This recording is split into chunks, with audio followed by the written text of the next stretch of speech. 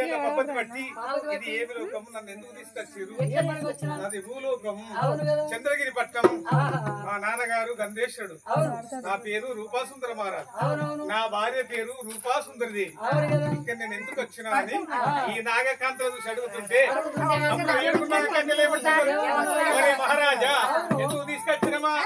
ఒరే తాన తందాన తాన తందాన తానే తందాన తానే తందాన తాన తందాన.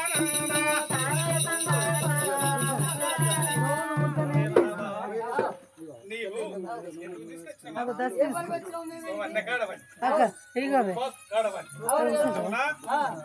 ఏడంత్రాల మేడ మీద నీ భార్యని పెళ్లి చూస్తున్నావు, సంతోషం కదా? నీ రూపు వలసి, నీ అందం వలసి నీవు మా మీద కన్నయ్యన్నా, నేను మీ మీద కన్నేసి మేము తీసుకొచ్చుకున్నాం. ఏం లోకం అంటే ఇది నాగలోకం అంటారు. ఎప్పుడైతే నాగకంచెలు చెప్పిందో అప్పుడు 10 ఏళ్ల పద్ధతి బట్టి రూపాసుందరుడు దేవతలకు నారుల కన్నా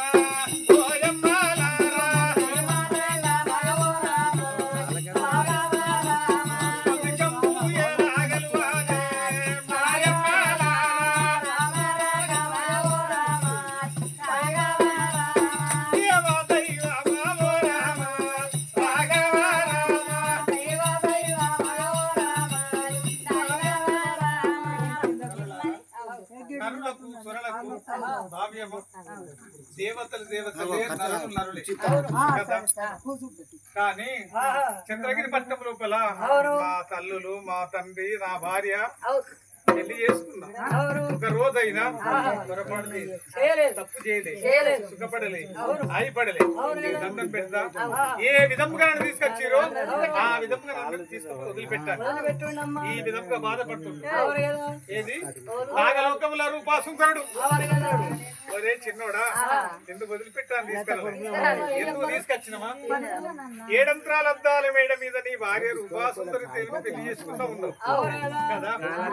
ఒక రోజు, ఒక గడియ, ఒక పూట మా 7గురితోనన్నా నువ్వు కూడా ప్రేమించారా?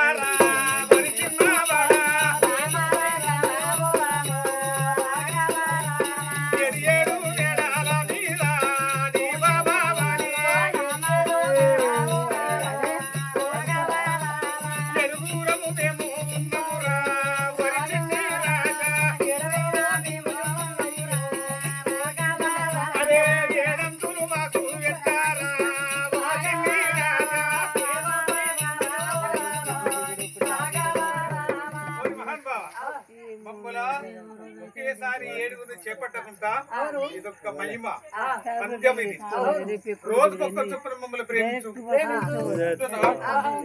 కదా. నీ భార్యతోని నినమనుగ్రహం అయితే అవునా? ఈ 7 నాగాకండలు ఈ విధంగా అంటున్నాడు. అంటే చూడరా చిన్నవాడ, ఎన్ని రోజులు అనుకుంటాం మేము కదా. రోజుకొక్కరు చొప్పున మమ్మల్ని చేపట్టు. ఎవరు? ఈ నాగకన్యలు ఎంత ప్రయోగం చేస్తున్నారంటే ఈ విధంగా. అంటే అప్పుడు ఏం చేస్తున్నాడు? వందనంబుల నాగమరులారా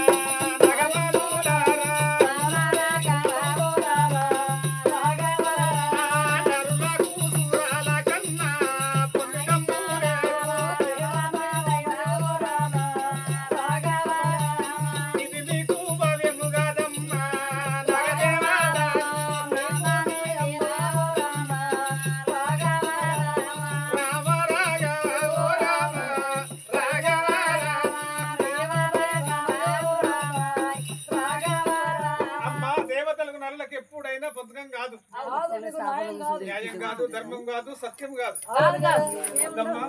నన్ను వదిలిపెట్టండి. మా తల్లి తండ్రి మా లోకమంతా లేదో చచ్చిపోయిందో ఈ విధంగా వద్దంటే వద్దంటాడు. వీడు వినడు. అవునా? రోజుకొక్క చొప్పున అని 7 అంతులు తీసుకోమన్నా వినతట్లేదు. కానీ భూలోకం అన్న యాది లేకుండా చేయాలి. ఇక్కడనే మన ఐండ్ వరకు వేసుకోవాలని ఇక్కడనే ఉండిపోతాడని 7 నాగకన్యలు అయిన నాగలోకమునందు ఏం చేస్తున్నారు? రామ రాఘవ రామ రామ రామ రాఘవ రామ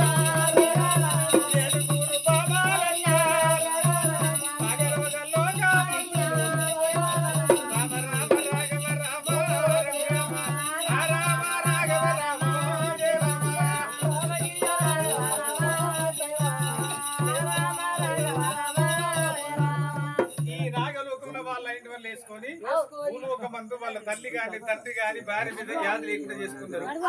ఈ యొక్క రారాజు చూసినవా ఇక్కడ 7 ఎకరాల మేడ మీద కోడలమ్మ రూప సుందరి కుమిలిపోతుంది. పరిష్కారం ఎట్లా? ఇప్పుడు పెళ్లి చేసుకున్నది, భర్తతోని సుఖపడలే, అయిపోలే, పిల్లలా కనలేదు, దేనికి గురైన వాళ్ళు మరి ఓరుకనే కదా నాగలోకం నుంచి 7 నాగకన్యలు వచ్చి లోకం వచ్చి తీసుకొని నాగలోకం వెళ్ళిపోయింది. దీని పరిష్కార మార్గం లేదు. తల్లి తండ్రి భార్య మీద ఎలాంటి అది లేకుండా చేసుకుంటారు. వాళ్ళకి ఆయన కాలక్షేపం అడగడుతుంది. మరి ఊరు కత్తేంది, తల్లి కత్తేంది, తల్లుల కత్తేంది, వీళ్ళ బాధ వీళ్ళకి ఉంది. ఏం బాధ అనే పెళ్ళానికి కూడా నా బాధ, లోకానికి కూడా కదా.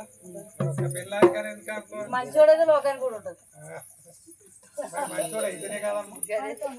అందుకని ఈ విధంగా జరుగుతుండగా ఈ 7 నాగకన్యలు ఏమనుకుంటారు?